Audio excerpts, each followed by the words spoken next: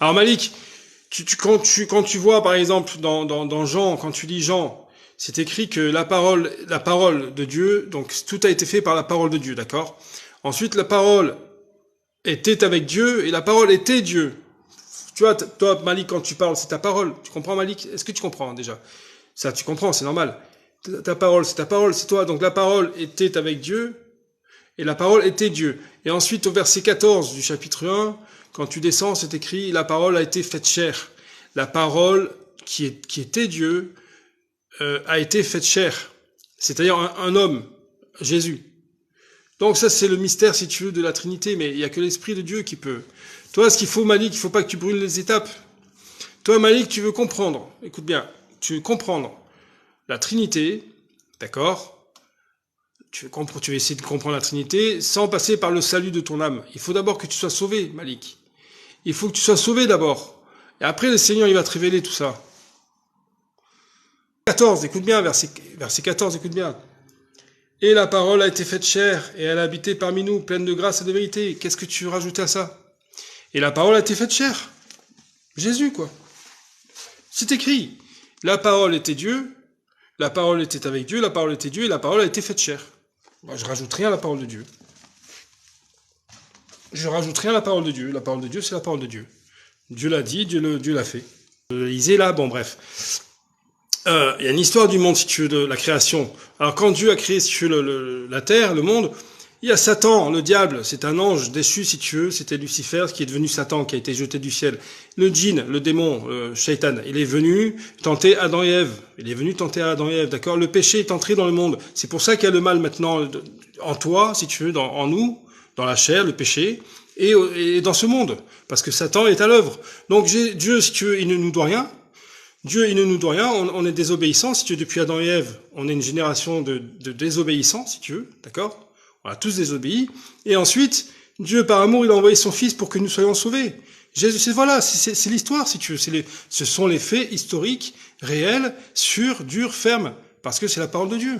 Mais si tu dis, ouais, moi je crois en ce que je vois, mais quand tu vois un arbre, quand tu vois un cerisier, déjà, tu dois te poser la question sur la création de Dieu, quand même.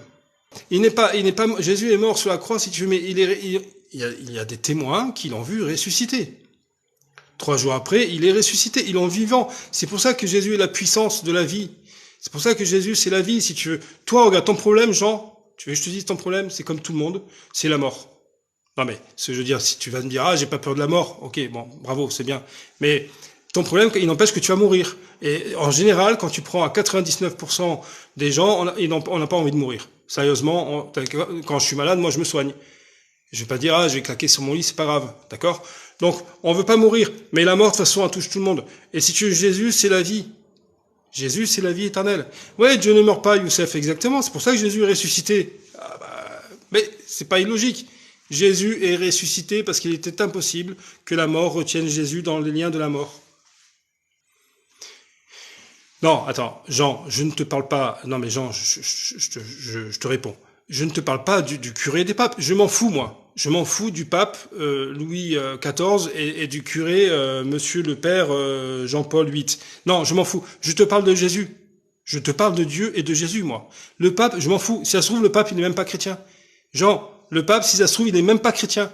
C'est la politique, ça. C'est la religion d'apparence, c'est le mensonge, tu comprends, le pape il fait le communisme en ce moment, il réunit toutes les religions, alléluia, on est tous frères. Mais non, il faut annoncer que si tu n'as pas la repentance et Jésus dans ton cœur, tu es perdu, tu comprends? Donc laisse tomber le pape, ne me parle pas du pape, moi je te parle de Jésus, je te parle de la vie, de l'amour, de celui qui est mort sur la croix pour toi, pour effacer tes péchés, Jean. Pourquoi tu veux pas, mais ouvre ton cœur.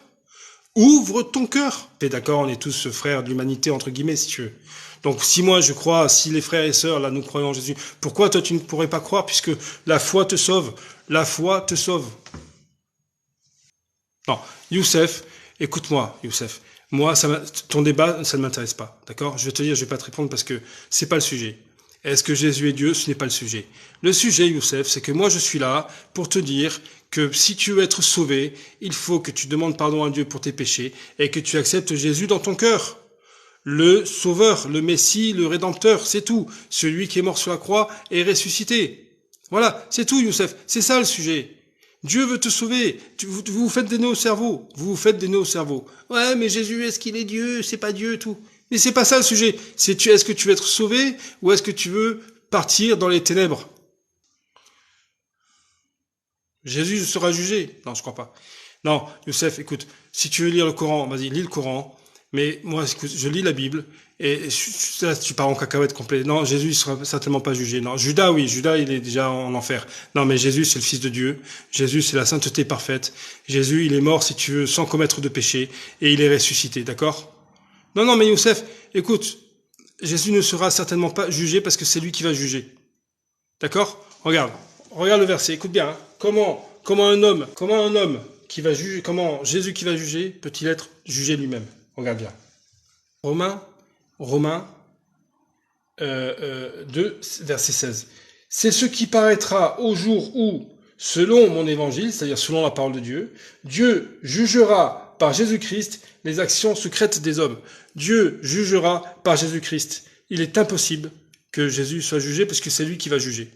Forcément, c'est Dieu. Écoute, Jésus est mort sur la croix pour mes péchés, d'accord? Je te dis, d'accord, je te dis ce je crois, d'accord? Et la vérité. Jésus est mort sur la croix pour mes péchés, et Dieu l'a ressuscité le 3e jour pour ma justification. Je suis sauvé par le sang de Jésus parce qu'il fallait un sacrifice. Dieu a toujours demandé, rappelle-toi Abraham, et c'est pas Ismaël, hein, c'est Abraham et Isaac. Hein. Il y avait le sacrifice, mais bien sûr, il y a eu un bélier qui est venu à la place du fils, d'accord? Il faut toujours un sacrifice. Non, mais non, ça ne contredit rien du tout. La Bible ne se contredit rien. Moi, je te dis que je suis sauvé en Jésus. Je fais pas de débat, Youssef. C'est bon. Je fais pas de débat. Laisse tomber. J'ai même pas envie de répondre, je perds mon temps. Voilà, il y a des questions plus intéressantes que ça. Est-ce que Jésus est Dieu? Toujours pareil. Est-ce que Jésus est Dieu? Mais c'est pas ça la question. Est-ce que tu veux être sauvé ou tu ne veux pas être sauvé? C'est ça la question. Est-ce que tu veux être sauvé? Mais ce qui est malheureux, Youssef, je te dis la vérité. Ce qui est mauvais, ce qui est triste, c'est que vous entendez parler de Jésus. Bon, je dis pas ça pour toi, Youssef, hein, je dis ça pour personne pour l'instant, parce que je sais pas ce qui peut se passer. Et vous allez un jour vous retrouver, enfin certains vont se retrouver devant le trône de Dieu et de Jésus-Christ, et c'est Jésus qui va juger, et ce sera trop tard. Ce sera trop tard, alors que punaise, vous entendez parler de Jésus depuis 2000 ans, quoi. 2000 ans. Mais non, mais c'est Issa. Mais Issa, il est pas mort sur la croix. C'est Judas, il a pris sa place. Waouh. Faut le trouver, l'histoire, quand même. Les religions n'ont rien à faire sur les réseaux, c'est un choix personnel. Ah bah tu peux partir aussi. Tu peux partir de mon live, hein, c'est un choix perso. Hein. Julie, tu ne peux pas rester athée si tu veux. Non, tu ne peux pas rester athée. Il faut que si tu veux, là tu es né par tes parents, par ta maman, tout ça, donc tu es d'accord, un être humain, mais il faut que maintenant ton cœur soit renouvelé, régénéré, par la puissance de Dieu et par l'amour de Dieu. Et il faut que tu comprennes, si tu veux, que à partir du moment où le péché est en toi, le ciel est fermé. C'est-à-dire que le paradis est fermé, si tu veux, pour ceux qui ne croient pas. C'est pour cela que tu entends, par exemple aujourd'hui, tu m'entends là, Olivier, qui te parle de Jésus, parce que il faut que tu entendes parler de Jésus. Il faut que tu comprennes que le péché t'empêchera de rentrer dans la présence de Dieu. La condition, si tu veux, c'est que Dieu a envoyé Jésus, qui n'a commis aucun péché, lui. Jésus était saint, S-A-I-N-T, tu comprends? Il n'a commis aucun péché, et il a donné sa vie en rançon pour toi, pour ceux qui croient, en fait, si tu veux. Tu comprends, Julie? Il faut absolument que tu ouvres ton cœur, là, maintenant, parce que tu ne peux pas, si tu veux, continuer ta vie comme ça, à vivre au jour le jour, voilà, je me coiffe, si, je mange, je fais attention à mon poids, je suis belle, je suis jolie, bon, d'accord, c'est bien, mais, et après, si tu veux, le problème, comme j'ai dit tout à l'heure à Jean, je crois, ouais, le problème, c'est que, on a tous le même problème, si tu veux, l'humanité, c'est la mort.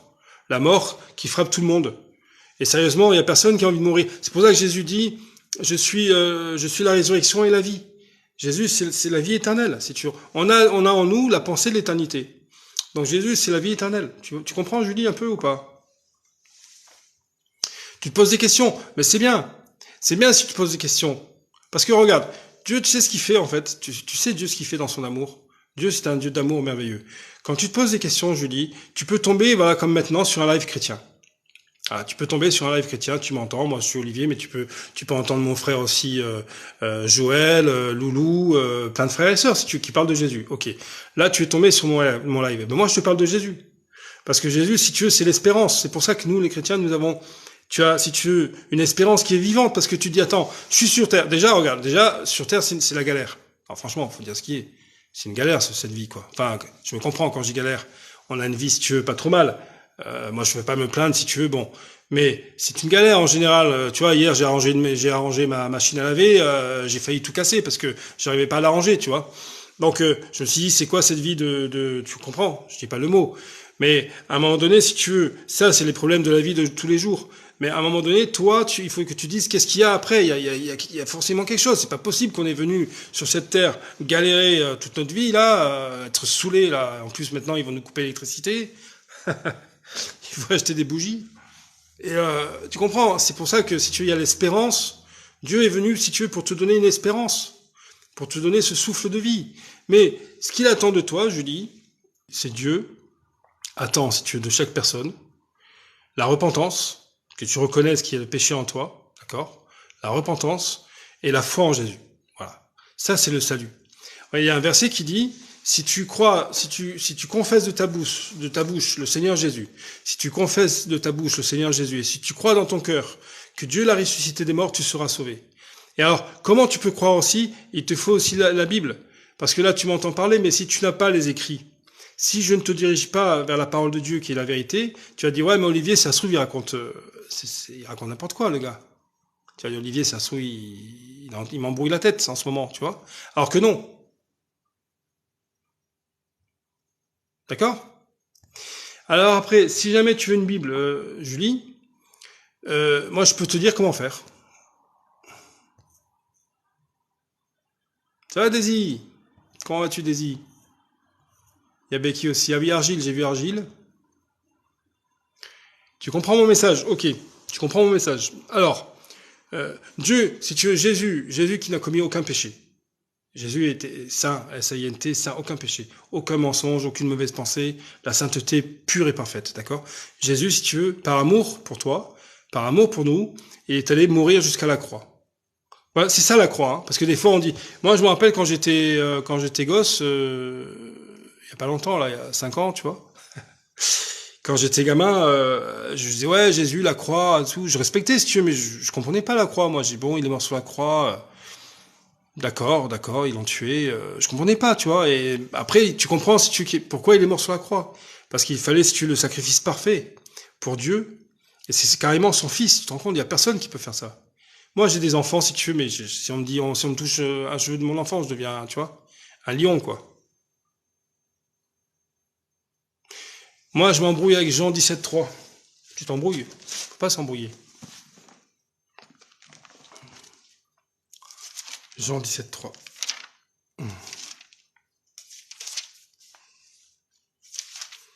Non, mon ami, il faut pas s'embrouiller dans la vie, il faut rester cool. Ben voilà. Ben c'est merveilleux, Jean 17,3. Tom. Or, la vie éternelle. Tiens, voilà, pour Julie aussi. Pour tout le monde, quoi. Or, la vie éternelle, c'est qu'ils te connaissent, toi, le seul vrai Dieu, et celui que tu as envoyé, Jésus-Christ. Voilà la vie éternelle. Donc, quand tu es athée, en fait, en gros, Julie, quand tu restes athée, mais je dis, c'est valable pour tout le monde. Quand tu restes athée, quand tu refuses, si tu veux, l'amour de Dieu et le pardon de Jésus, tu ne peux pas être sauvé. C'est pour ça que c'est important ce que je dis là. Non mais, je plaisante pas. J'aime bien plaisanter, mais là, je plaisante pas. Parce qu'il s'agit de ton âme. Il s'agit du salut de ton âme, mon ami. Tu comprends? Tu pourrais être ma fille, là, t'es toute belle, t'es toute jeune. Mais il s'agit du salut de ton âme, quoi. Moi, je vais être sauvé, si tu veux. Moi, je vais aller dans le paradis de Dieu. Je vais pas aller avec les démons en enfer. Donc, il faut saisir Jésus par la foi. Après avoir ainsi parlé, Jésus leva les yeux au ciel et dit, Père, l'heure est venue, glorifie ton Fils, afin que ton Fils te glorifie, selon que tu lui as donné pouvoir sur toute chair. Écoute bien, selon que tu lui as donné pouvoir sur toute chair, c'est-à-dire tout homme ou femme, quoi, afin qu'il accorde la vie éternelle à tous ceux que tu lui as donnés. Or, la vie éternelle, c'est qu'ils te connaissent, toi, le seul vrai Dieu, et celui que tu as envoyé, Jésus-Christ. Je t'ai glorifié sur la terre, j'ai achevé l'œuvre que tu m'as donné à faire. L'œuvre de Jésus, c'était de mourir sur la croix et de ressusciter le 3e jour. Et maintenant, toi, Père, glorifie-moi auprès... Non, mais Moïse est mort, si tu veux. Moïse, c'était une figure de Christ. C'était une figure de Jésus, d'accord? Il a intercédé pour le peuple. Parce qu'à un moment donné, Dieu il a voulu détruire les Hébreux. Il a dit non, c'est pas possible. Je peux plus continuer avec eux. Il y a plus rien à faire, quoi. Enfin, je plaisante là, mais c'était pas marrant. Donc, il a voulu, si tu veux, éliminer. Donc, Moïse a intercédé pour son peuple. C'était une figure. Mais celui, si tu veux, qui est ressuscité des morts, c'est Jésus pour la justification. C'est là où tu vois l'espérance de la vie éternelle en Jésus-Christ, pas en Moïse. Tu vois, les Juifs qui restent, si tu veux, en ce moment là, les Juifs qui restent avec la loi de Moïse, ils n'ont pas le salut, parce que la loi ne peut pas te sauver, si tu veux. C'est pas parce que tu vas essayer de suivre la loi d'une façon entre guillemets parfaite, parce que c'est impossible à cause du péché qui est en nous. La loi te condamne en fait, d'accord? Donc Moïse, si tu veux, c'était pour montrer qu'il y aurait un autre Moïse comme lui, si tu veux, enfin le Messie en fait.